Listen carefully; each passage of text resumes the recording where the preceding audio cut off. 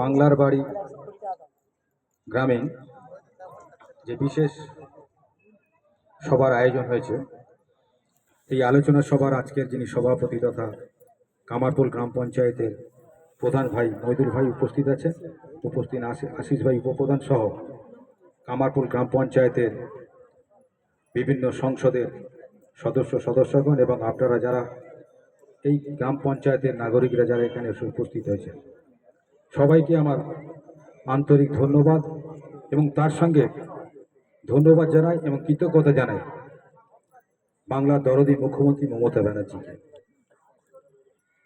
যিনি আজকের এই বাংলার অসহায় মানুষের পাশে দাঁড়িয়ে গৃহহীন অবস্থায় যাদের মাথায় ছাদ নেই তাদের ঘরের ব্যবস্থা করেছেন। তার জন্য আমরা মাননীয় মুখ্যমন্ত্রীকে আমাদের অঞ্চলের পক্ষ থেকে ধন্যবাদ জানাই। কারণ আপনারা জানেন বিগত প্রায় 3 বছর হতে চলল কেন্দ্রীয় সরকার যুক্তরাষ্ট্রীয় কাঠামোকে লঙ্ঘন করে আমাদের পশ্চিমবাংলাকে জব্দ করার জন্য প্রায় 3 বছর হতে চলল 100 দিনের টাকা, কাজের টাকা এবং মানুষের ঘরের টাকা প্রায় বন্ধ করে রেখেছেন। আমাদের এমপিরা বিভিন্ন সময়ে সংসদে গিয়ে অনেক আবেদন নিবেদন করেছেন বাংলার মানুষের জন্য, তাতে কেন্দ্রীয় সরকার কোনো কর্ণপাত করেননি। কিন্তু আমরা কি জানি, আমাদের মাননীয় দরদি মুখ্যমন্ত্রী যিনি যেটা প্রতিশ্রুতি দেন সেটা প্রতিশ্রুতি পালন করেন। তাই তিনি ঠিক করলেন আমাদের বিধায়কদেরকে সঙ্গে নিয়ে যে কেন্দ্রীয় সরকার টাকা দিক না দিক, আমি আমার রাজ্যের মানুষের রাজ্যের টাকা দিয়ে তাদের ঘরের ব্যবস্থা করব। এটা নয় যে কেন্দ্রীয় সরকার যে টাকা দিত সেই টাকা শুধু কেন্দ্রীয় সরকার দিত না, রাজ্য সরকারের একটা পার্সেন্টেজ টাকা থাকতো এবং কেন্দ্রীয় সরকারের টাকা থাকতো। আজকে তাই আমাদের মাননীয় মুখ্যমন্ত্রী মমতা ব্যানার্জি আপনার আমার কথা ভেবে 3 বছর না পাওয়া টাকায় যন্ত্রণায় বাংলার মানুষ যেভাবে অসহায় গৃহহীন অবস্থায়, মাথায় ছাদ নেই সেই অবস্থায় বসবাস করছে, তাই তিনি গত কয়েক মাস আগে ঘোষণা করেছিলেন আমি বাংলার মানুষের প্রায় 36 লক্ষ মানুষ যারা 3 বছর ধরে বঞ্চিত তাদের মাথার ছাদ তৈরি করার ব্যবস্থা গ্রহণ করব।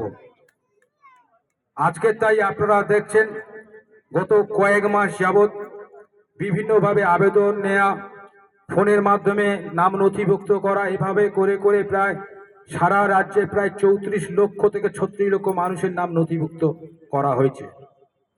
সেই জায়গায় দাঁড়িয়ে আমাদের কামারপুর গ্রাম পঞ্চায়েত এলাকায় প্রায় 9 করে 1100-র উপরে নাম নথিভুক্ত হয়েছে। প্রত্যেকেই আপনারা বাড়ি পাবেন এই দরদি মুখ্যমন্ত্রীর জন্য। তাই আপনাদের কাছে বলবো, হয়তো 1100 মানুষের টাকা একসঙ্গে দেয়া সম্ভব নয়, পাটে পাটে 1 বছর ধরে সেই মানুষগুলোর টাকা দেওয়ার ব্যবস্থা আমাদের সরকার করবেন। এবং তার সঙ্গে আপনাদেরকে বলে রাখি, আমাদের সরকার এই ঘরগুলো করার জন্য বিভিন্নভাবে প্রশাসনিক স্তর থেকে পঞ্চায়েত স্তর, বিডিও স্তর বিভিন্ন আধিকারিকদের গ্রামে নামিয়ে নিয়ে গিয়ে প্রকৃত যারা প্রাপ্য তাদের তালিকা যাচাই করে নিয়ে নামগুলো নথিভুক্ত করা হয়েছে।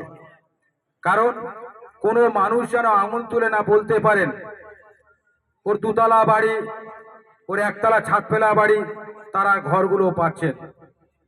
তাই অনেক পরীক্ষা নিরীক্ষা করার পরে এই নামগুলো সঠিক করা হয়েছে। এবং আপনাদেরকে বলে রাখি, এই ঘরের টাকা যখন ঢুকবেন তার একটা নির্ধারিত সময় আমাদের সরকার বলে দিয়েছেন, সেগুলো আপনারা টাকা পাওয়ার পরে সব বলে দেওয়া হবে। সেই সময়ের মধ্যে ঘরটাকে সম্পূর্ণ করতে হবে। এবং আপনারা অনেকেই হয়তো চিন্তা ভাবনা করে রেখেছি নতুন বাড়ি তৈরি করব, কিন্তু নতুন বাড়ি তৈরি করার কতগুলো পলিসি আছে। আপনাকে কিন্তু পুরো ভিত থেকে নতুন বাড়ি তৈরি করতে হবে, এটা মাথায় রাখতে হবে। যদি আমরা কোনো কেউ মনে করে থাকি বা অনেকে মনে করে আছি আমার দেয়ালটা একটু পাকা আছে, টালিটাকে তুলে দিয়ে ছাদ ফেলে নেবো, এটা কিন্তু করা যাবে না। এবারে ঘরের ব্যাপারে প্রশাসন থেকে শুরু করে পঞ্চায়েত বিডিও আধিকারিকরা প্রতিনিয়ত বাড়িতে বাড়িতে তদন্ত করবে। টাকা পাওয়ার পরে একটা সময় বেঁধে দেওয়া হবে, সেই সময়ের মধ্যে প্রথম টাকার প্রথম কাজ করতে হবে। সেই কাজটা যদি সন্তুষ্ট হয় অফিসাররা, তারপরে দ্বিতীয় কিস্তির টাকা দেবে। এইভাবে ধাপে ধাপে তৃতীয় কিস্তির টাকা পরিশোধ করে তার ঘরটাকে সম্পূর্ণ করা হবে। তাই আপনারা মাথায় রাখবেন, টাকা কিন্তু এই মাসেই ছাড়া হবে। সরকার কিন্তু যাদের অ্যাকাউন্টে টাকা দেবে তার তথ্য নথিভুক্ত করা শুরু হয়ে গেছে। তাই আপনাদেরকে বলে রাখছি, আপনারা সতর্ক থাকবেন। টাকা পেয়ে সঙ্গে সঙ্গে যে জায়গাটায় আপনি নির্দিষ্ট ঘর করবেন বলে সিদ্ধান্ত নিয়েছেন, মিস্ত্রি লাগিয়ে সঙ্গে সঙ্গে সেখানে কাজ শুরু করবেন, যাতে না কোনো মানুষ আমাদের সরকারের ভিতরে আঙুল না তুলতে পারেন। তাই এবারে আমরা খুব সতর্কতার মধ্য দিয়ে এই কাজগুলো আমরা সম্পূর্ণ করব। তাই আমার বক্তব্য আমি দীর্ঘায়িত করব না। আপনারা অনেকক্ষণ ধরে ধৈর্য সহকারে বসে আছেন। বিবেকদা, আপনি আমাদের এখানে চলে আসুন। আর বিশেষ করে বিবেকদা চলে আসুন। আর বিশেষ করে আমাদের নবদা এখানে বলছিলেন পঞ্চায়েতের ওন ফান্ড বাড়ানোর জন্য যাদের ট্যাক্স এখনো বাকি আছে বা ট্যাক্স আপনারা পঞ্চায়েতে দেন না, তাদের কাছে আমরা পঞ্চায়েতগতভাবে আবেদন নিবেদন করছি, আপনাদের যাদের যাদের ট্যাক্স বাকি আছে বা যারা নতুন করে ট্যাক্স কাটাতে চান, পঞ্চায়েতের নাম নথিভুক্ত করুন, ট্যাক্সের আওতায় আসুন। এবং আমরা সিদ্ধান্ত নিয়েছি, আমরা প্রধান পঞ্চায়েত উপপ্রধান বা দলীয়ভাবে মানে আমাদের পঞ্চায়েতের মেম্বাররা যাদের নাম এই ঘরে নথিভুক্ত হয়েছে, আমরা চাইছি তারাও নিজেদের নামে একটা করে ট্যাক্স কাটিয়ে নিন ন্যূনতম পয়সা দিয়ে। এবং যদি কোনো মহিলার নামে থাকে, তার স্বামীর নামে ট্যাক্স থাকলে সেটা আমরা বিবেচনা করব, কিন্তু প্রত্যেকের নামে পঞ্চায়েতের আওতায় একটা করে ট্যাক্স কেটে নিন, যাতে আমাদের পঞ্চায়েতের ওন ফান্ডটা বাড়ে। তাই আমার বক্তব্য দীর্ঘায়িত করব না। আপনারা অনেকক্ষণ ধৈর্য সহকারে এখানে আপনারা বসে আছেন। আপনারা সবাই বাড়িতে যাবেন, কিন্তু একটা কথা মনে রাখবেন, 1, 2, 3 সিরিয়ালে কাজ হবে। হয়তো একসঙ্গে প্রথমে সবাই টাকা নাও ঢুকতে পারে, সেখানে গিয়ে কোনো সদস্যের সঙ্গে গিয়ে চিৎকার চেঁচামেচি করা যাবে না। সরকারি সিস্টেমের মাধ্যমে হয়তো কিছু মানুষ প্রথম লটে টাকা পাবেন, আবার সেইটা শুরু হওয়ার পর আবার দ্বিতীয় স্তরে পাবেন, আবার পরের লটে পাবেন। ধাপে ধাপে প্রতিটা মানুষ যাতে ঘর পায় তার ব্যবস্থা হবে। দেখা গেল রাম রহিমের নাম প্রথম এলো বলে পরের শ্যাম সুন্দর তারা ঝগড়া শুরু করলো, এটা করা যাবে না।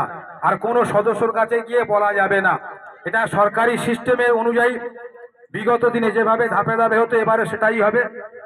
হয়তো আপনারা অনেকেই আনন্দে আছেন, সরকার বলেছে 15 তারিখে সবাই টাকা ঢুকিয়ে দেবে, কিন্তু দেখা যাচ্ছে অল্প সংখ্যক মানুষের টাকা ঢুকে, সেই নিয়ে একটা বিভ্রান্ত হতে পারে অঞ্চলের উপরে।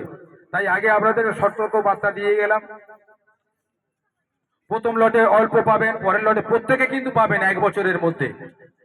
কারণ 34 থেকে 36 লক্ষ লোকের সারা রাজ্যের এই একটা সরকারের উন্নয়নের টাকা নিয়ে দেওয়াটা খুব সম্ভবপর নয়, তাকে ধাপে ধাপে নামাতে হবে। আর আপনাদের নাম যেহেতু নথিভুক্ত হয়েছে, এ নাম কিন্তু বাদ যাবার কোনো জায়গায় নেই। আর বিশেষ করে এখনো যারা হয়তো পাবার যোগ্য, তার নামটা নথিভুক্ত হয়নি। আমাদের সাংসদের একটা নাম্বার আছে, মাননীয় মুখ্যমন্ত্রী মমতা ব্যানার্জির একটা নাম্বার আছে, এবং আপনারা পঞ্চায়েতগত বা সমিতিগত নাম নথিভুক্ত করার জন্য আবেদন করতে পারেন। সেগুলো আবার বিবেচনার মাধ্যমে আগামী দিনে তাদের নামগুলো নথিভুক্ত হবে। এটা আপনারা খেয়াল রাখবেন। সবাইকে পুনরায় শ্রদ্ধা এবং ভালোবাসা জানিয়ে আপনারা সবাই ভালো থাকবেন, অপরকে ভালো রাখবেন, এই কথা বলে আমি আমার এই সংক্ষিপ্ত বক্তব্য এখানে শেষ করছি। এখন আপনাদের সামনে বক্তব্য রাখবেন, মানে আজকের এই সভা সম্পর্কে কিছু কথা বলবেন আমাদের অঞ্চলের উপপ্রধান আশিস ভাই।